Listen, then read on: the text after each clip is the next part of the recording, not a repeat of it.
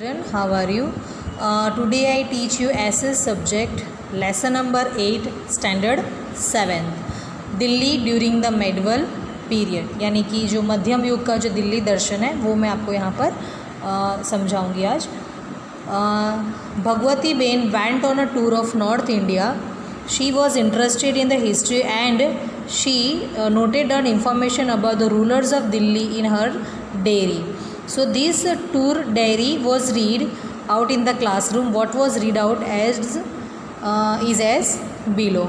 यानी कि जो भगवती बहन है उत्तर प्रदेश के में प्रवास में गई थी, तो उन्होंने ऐतिहासिक का बहुत शौक़ था, तो उन्होंने अपनी डायरी में दिल्ली की जो शासनों के विषय में लिखा था। तो इस प्रवास डायरी का पठन कक्षा में हुआ है, जो इस प्रकार है। सबसे पहले है स्लेव यानी कि गुलाम dynasty. The Delhi sultan was found in the beginning of the 13th century after the death of Ghori. One of his loyal slave became the commander and established control over the throne of Delhi, and thus the slave dynasty started ruling over Delhi. Though he faced many difficulties in establishing his power in India, he managed to provide a stable administration. He has started the construction of a minar. His son-in-law Al-Tutmis, who suggested him, completed the construction of that minar, and this minar, which became known as the famous Qutub Minar, is shown in the picture 8.1. was the architectural style in which Qutub Minar was constructed is a mixture of both Hindu and Muslim style. So this place was the capital during the Sultan age. यानी कि जो 13वीं सदी में शुरुआत में जब दिल्ली के सुल्तान की स्थापना की थी 1206 में हुई थी, तो गौरी के निदान के बाद उसका विश्वास पात्र गुलाम में से सरदार बना हुआ कुतुबुद्दीन ऐबक ने दिल्ली का शासन संभाला, और इसके साथ ही दिल्ली की गद्दी पर गुलाम वंश की स्थापना भी हुई थी, और भारत में सत्ता जमाने में उसे कठिनाई का सामना करना पड़ा। फिर भी शासन का साहित्य प्रदान किया। उसने एक मीनार का निर्माण कार्य शुरू करवाया था, और उसके बाद सत्ता पर आने वाला उसके दामाद अल-तुतमिस ने यह कार्य पूर्ण करवाया। और यह मीनार यानी कि चित्र में जो दिया है 8.1 में यानी कि 8.1 में दिखाई देने वाला मशहूर कुतुब मीनार है, और कुतुब मीनार का निर्माण कार्य में हिंदू मुस्लिम निर्माण शैली का समावेश दिखाई देता है। तो सुल्तानत काल में यही राजधानी का स्थान था। अब Iltutmish was also slave in the beginning. He conquered many territories in India and made them a part of the Delhi sultanate. So he is known as the founder of the slave dynasty. His daughter Razia Sultan ascended the throne after his death in 1236 CE. Razia was the first female ruler sultan to rule over Delhi, and Razia was an efficient ruler. She used to dress as a male when she was in the court. According to the historian of that time, Mihen-i-Siraj, Razia was a more capable and efficient ruler than her brothers, and however being a woman, and she was not accepted as a ruler. यानी कि जो इल्तुतमिश ऐबक के बाद गद्दी पर आने वाली अल-तुतमिश की भी शुरुआत में गुलाम था, और भारत के कई प्रदेशों को जीतकर दिल्ली सुल्तानेट के साथ जोड़ देने का कारण उसको गुलाम वंश का सच्चा स्थापक माना जाता है। तो उसके निदान के बाद दिल्ली की गद्दी पर उनकी बेटी रज़िया 1266 में आई थी, और रज़िया दिल्ली की गद्दी पर आने वाले प्रथम महिला शासक यानी सुल्तान थी, और रज़िया शासन के रूप में काबिल भी थी। पुरुष का पोशाक पहनकर वह राज दरबार में बैठती थी, और उसके समय के इतिहासकारक मिन्हाज-ए-सिराज लिखते हैं कि रज़िया अपनी भाइयों की अपेक्षा शासन करने में ज़्यादा सक्षम और काबिल भी थी। फिर भी एक स्त्री होने के कारण उसके शासन के रूप में स्वीकार नहीं किया जाता था, क्योंकि वो एक वुमेन थी।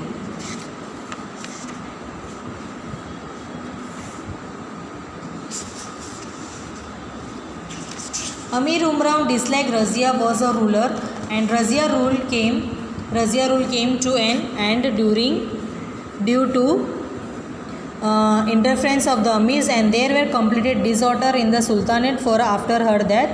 At last the Amirs enthroned Naziruddin, the son of Al-Tutmish, ruled for 21 years. After his death, Ghiyasuddin Balman ascended the throne and he was a strong ruler who brought an end of the disorder and established Balban had been the Wazir to Naziruddin for 20 years and subsequently he is a Sultan for 22 years. His reign were weak and the Khalji dynasty established ruled over Delhi. अमीर उमराव को रज़िया बेगम की सत्ता चुभती थी, तो अमीरों की खटपट के कारण रज़िया के शासन का अंत आया और उसके निधन के बाद 6 साल तक राज्य में अंधाधुनी चली और आखिरकार अमीरों ने अल्तुतमिश के पुत्र निज़ामुद्दीन को दिल्ली की गद्दी पर बिठाया और उसके 1 साल तक शासन किया, 21 साल तक, और उसके निधन के बाद दिल्ली की गद्दी पर गयासुद्दीन बलबन आया और दिल्ली के शासन में चल रही अशांति और अव्यवस्था के अंत करके अपने मजबूत शासन की नींव डाली और बलबन नसीरुद्दीन के मंत्री के रूप में 20 साल तक रहा और उसके बाद 22 साल तक सुल्तान के रूप में कार्यभार चलाया और उसके बाद के शासन के कमज़ोर पड़ते ही दिल्ली पर खिलजी वंश का स्थापना हुई। अब यहाँ से स्टार्ट होता है खिलजी डायनेस्टी।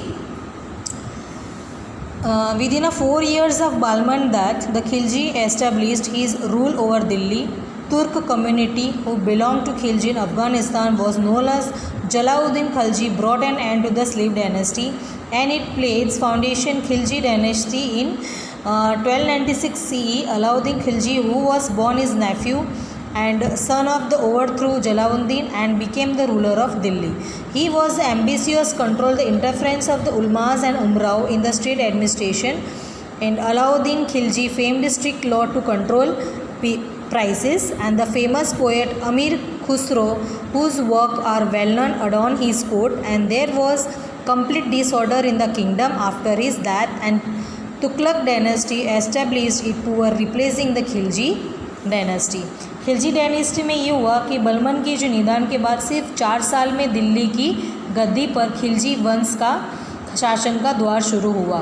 तो अफ़गानिस्तान की जो खिलजी नामक स्थान पर रहने वाला तुर्क जाति का खिलजी कहा जाता था और जलाउद्दीन खिलजी ने गुलाम वंश का उखाड़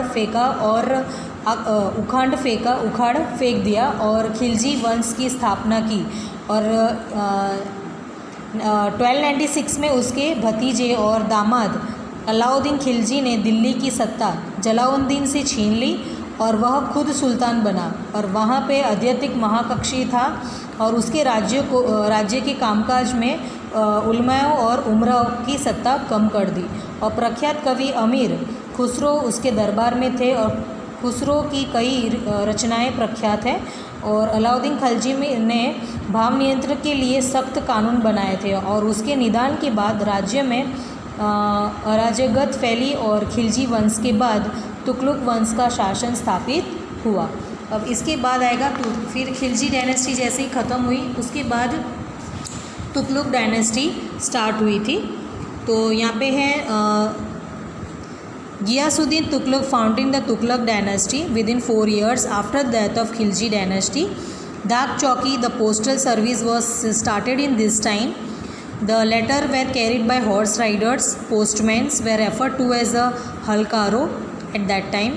It refers to Saurashtrani Rajdhar to know more about halkaro. Muhammad Tughlaq became the Sultan after Ghiyasuddin.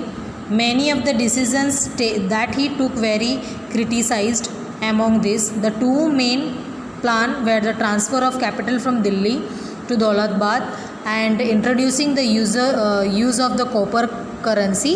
During the Muhammad Tughlaq reign, Ibn Battuta, an African traveller from the triangle belonging the Abbasi tribe, and visited India. Criticizing the Sultan's administration, he was written that Muhammad Shah's rule was in the amalgamations of both good and bad administrative policy. यानी कि तुगलक के वंश में ऐसा हुआ कि अलाउद्दीन खिलजी के निधन के बाद 4 ही साल में तुगलक वंश का शासन आया और गियासुद्दीन तुगलक ने उसकी स्थापना की। उसके समय में डाक प्रसिद्ध दाखिल हुए थे।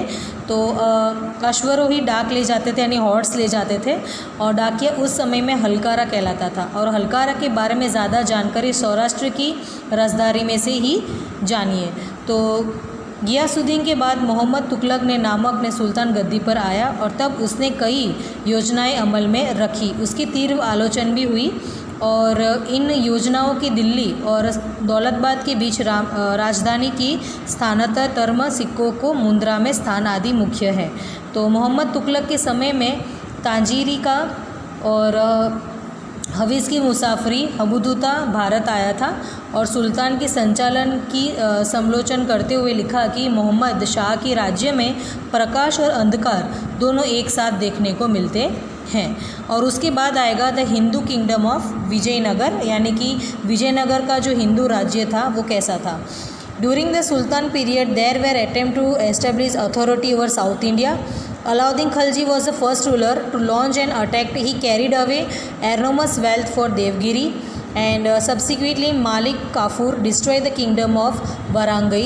And the condition of South India worsened during the time of Muhammad Tughlaq, and the Hindu emperor of Vijayanagar and the Brahmani Sultan were also established in South India.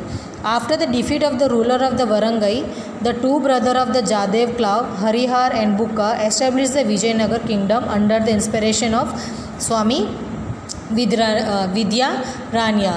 And the Vijayanagar kingdom was established in the south of the Tungabhadra river in 1336 CE within a short period of 8 years, and the kingdom was extended from the river Tungabhadra to Kanyakumari, and Bukka ascended the throne after the death of the Harihara.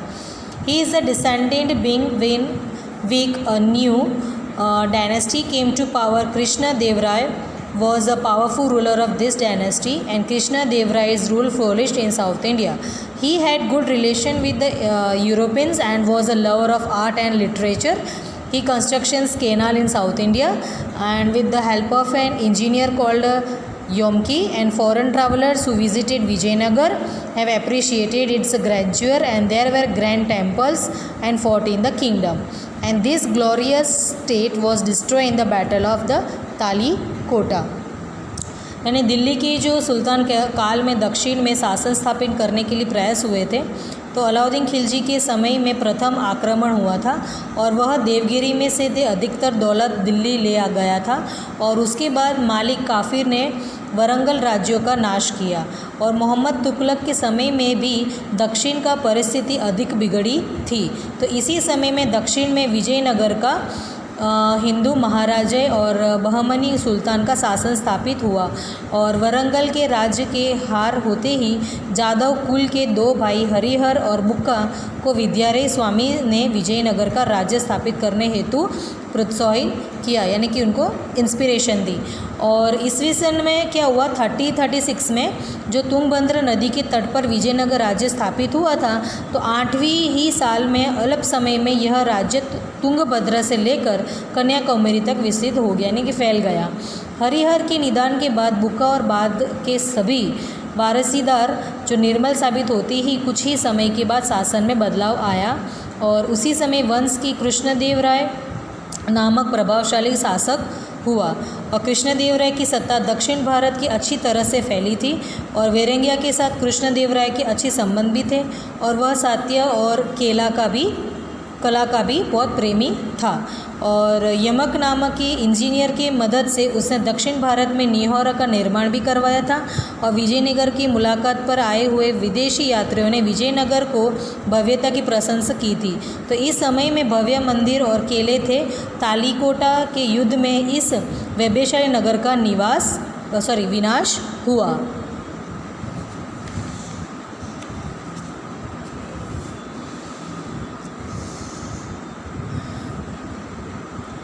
The Bahmani Sultan,